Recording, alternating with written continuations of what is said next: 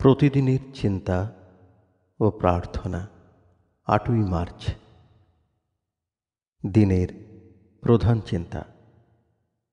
আমরা যখন শুদ্ধ সত্য হইয়া কাজ করিয়া যাই, তখনই তাঁহার পরম আশীর্বাদ আমাদের প্রাণবন্ত করে।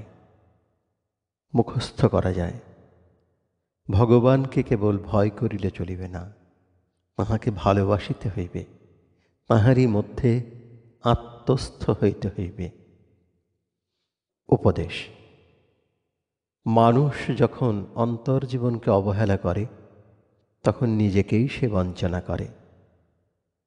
মানুষের নিজ প্রবৃত্তিগুলি যখন প্রবল হয়, তখন নিজের শত অনিচ্ছা সত্ত্বেও সে আপনাকে ঠকায়। আবার যদি তাহার উচ্চবৃত্তিগুলি উপরে উঠিয়া আসে, সেগুলি সেজন প্রকাশ করিতে পারে।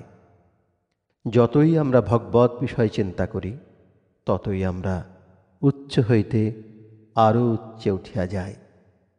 এই বিরাট বিশ্ব আমাদের কাছে উন্মুক্ত হইয়া আছে, যদিও আমরা সব সময় নিজেদের তাহার কাছে উন্মুক্ত করিয়া রাখি না।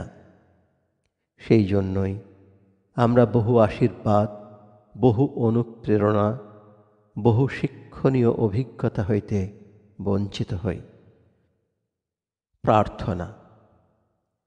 আমার প্রার্থনা যেন অন্তরের গভীর স্থল হইতে উঠিয়া ঊর্ধ্বগতি হয়। ভগবানের বেদিতলে যেন আমি সেসব নিবেদন করিতে পারি এবং নিজের গর্ব, আনন্দ, বেদনা, জয় পরাজয় সকলেই যে একান্ত তুচ্ছ, ইহা অনুভব করি। আমার অন্তরকে জাগ্রত করো প্রভু, যেন আমি অন্তর্তৃপ্তির সাহায্যে সতত চলিতে পারি।